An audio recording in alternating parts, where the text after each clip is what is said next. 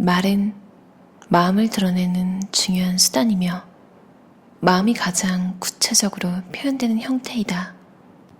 따라서 생각이 곧 말이라 할 수 있다.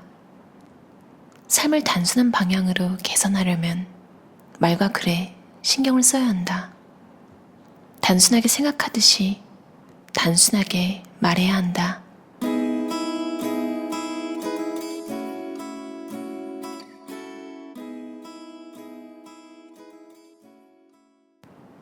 정직하고 꾸밈없이 말해야 한다. 올바르게 생각하고 솔직하게 말하라. 사회적 관계는 상호 신뢰를 바탕으로 하여 이런 신뢰관계는 개개인의 진정성으로 유지된다. 진정성이 줄어들면 신뢰관계도 당연히 악화되며 인간관계가 악화되고 불안감이 싹트기 시작한다. 이런 현상은 물질적인 이해관계가 걸린 영역에서는 물론이고 정신적인 이해관계가 연루된 영역에서도 확인된다. 끊임없이 경계해야 하는 사람들과 관계를 지속하는 것은 과학적 진실을 탐구하거나 종교 간의 합의를 추구하고 정의를 실현하는 것만큼이나 어렵다. 예컨대 말과 글로 표현되는 모든 것이 진실을 전달하지 않고 상대를 착하게 몰아넣는 것이 원칙이어서 상대의 말과 의도를 매번 점검해야 한다면 삶 자체가 어마어마하게 복잡해질 것이다. 그런데 요즘의 경우가 바로 그렇다. 간사하게 행동하며 상대를 속이는 데 몰두하는 교활하고 말솜씨만 번드르르한 사람이 너무 많다. 이런 이유에서 지극히 단순하지만 당사자에게는 무척 중요한 것에 대한 정보를 얻기가 그렇게 힘든 것이다.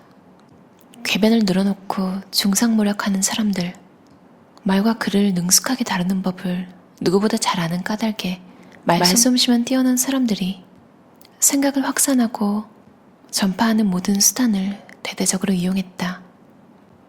우리 시대에 대해서 또 우리 시대에 일어나는 사건들에 대한 진실을 알아내기가 무척 어려워졌다.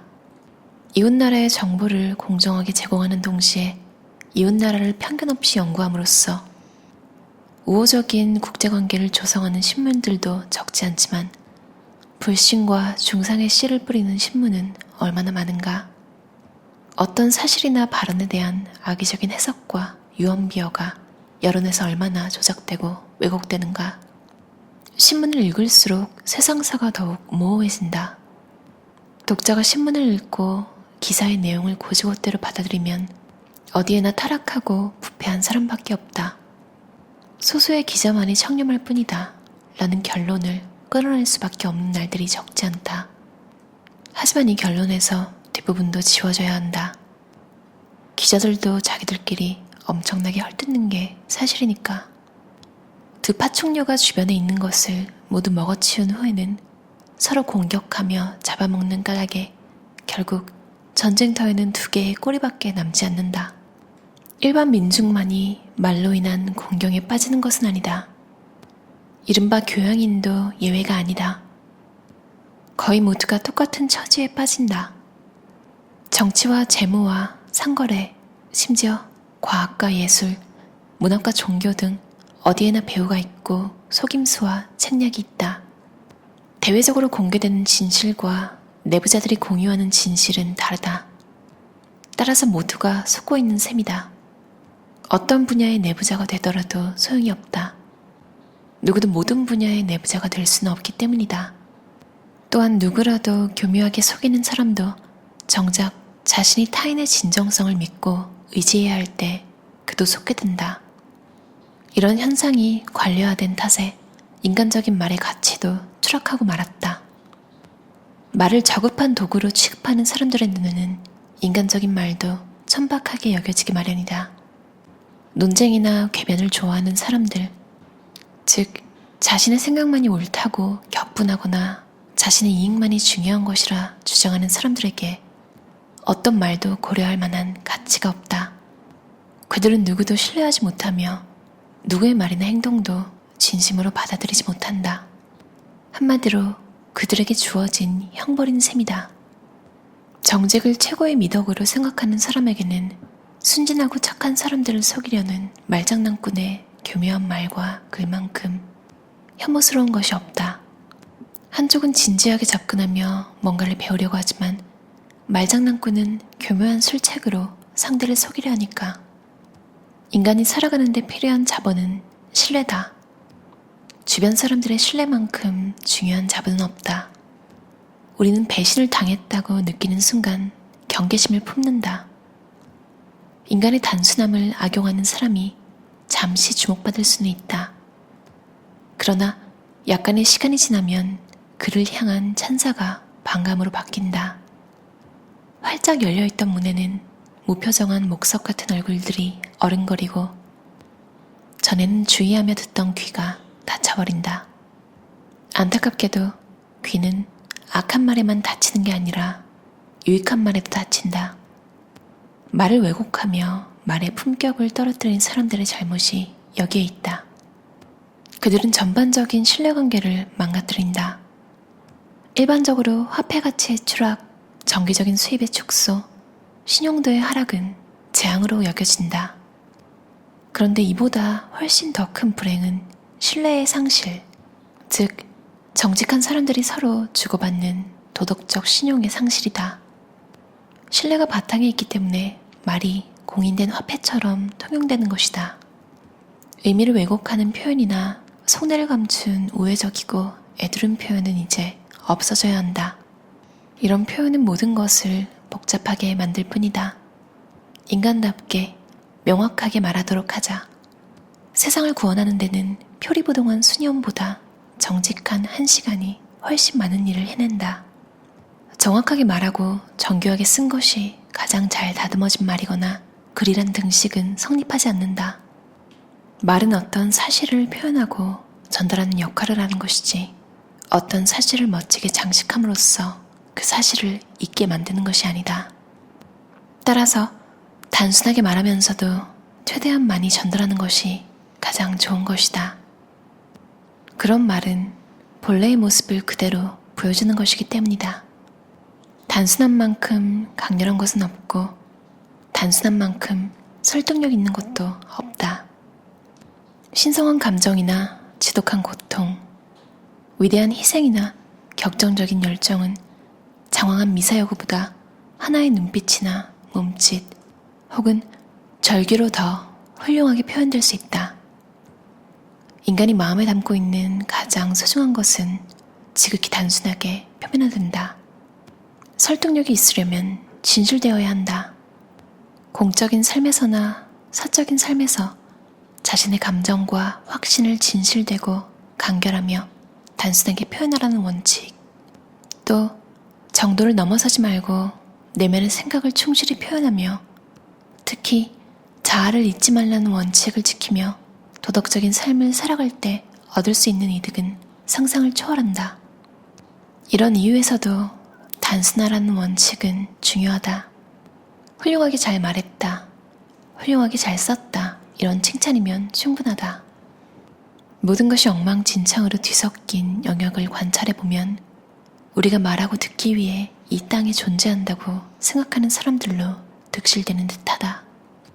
그들은 끊임없이 제절되고 고함치고 험담하고 열변을 토한 후에도 아직 마음껏 말하지 못했다고 생각한다.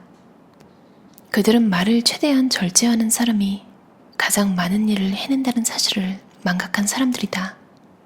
기적을 울리는데 증기를 몽땅 써버린 기계는 톱니바퀴를 돌리지 못한다. 침묵하는 힘을 키워라. 말을 줄이면 그만큼 당신의 말에 담긴 힘이 커진다. 문학의 단순함이 필요하다. 문학의 단순함은 비상식적인 것에 시달리고 혹사당해 무감각해진 우리 영혼을 치유하기 위한 최선책의 하나이기도 하지만 사회적 화합을 위한 확실한 수단이기도 하다. 나는 예술의 문외한이지만 예술적 재능을 하늘로부터 받은 사람들에게 다음과 같이 목소리를 높여 말할 권리가 있다. 배우지 못한 평범한 사람들도 이해할 수 있는 작품을 쓰라.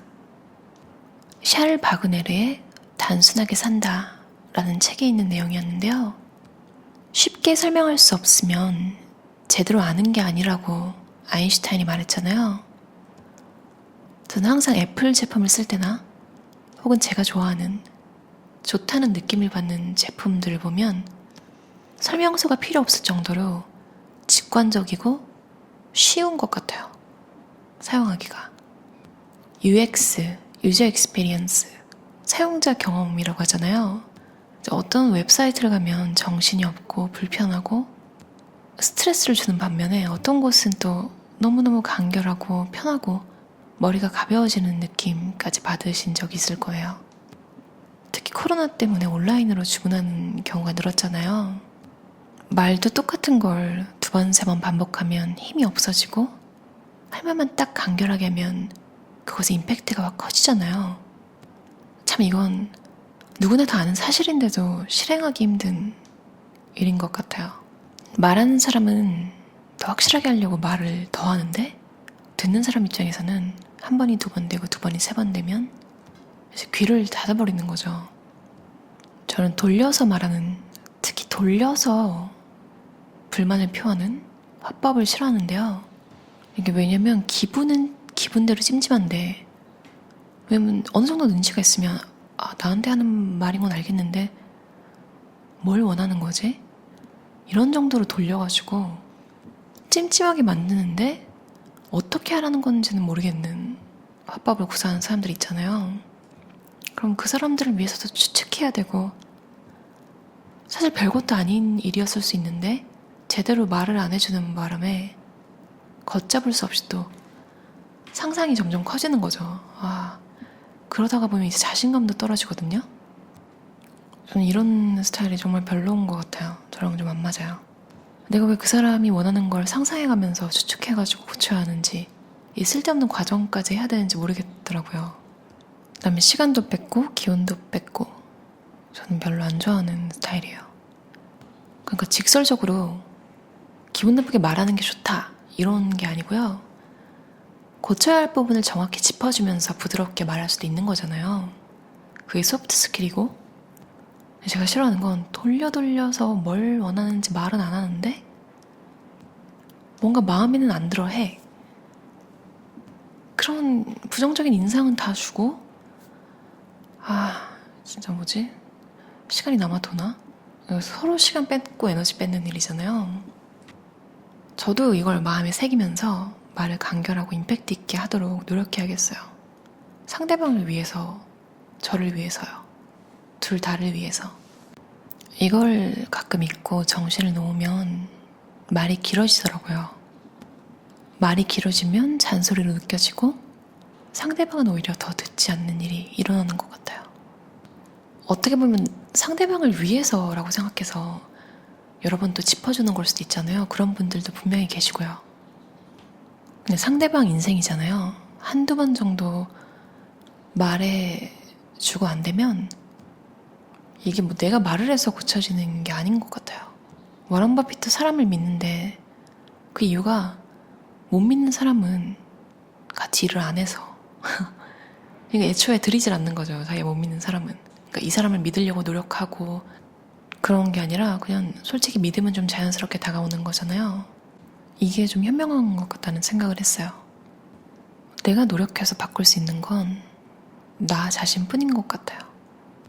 그럼 오늘도 들어주셔서 감사합니다. 편안한 하루 보내세요.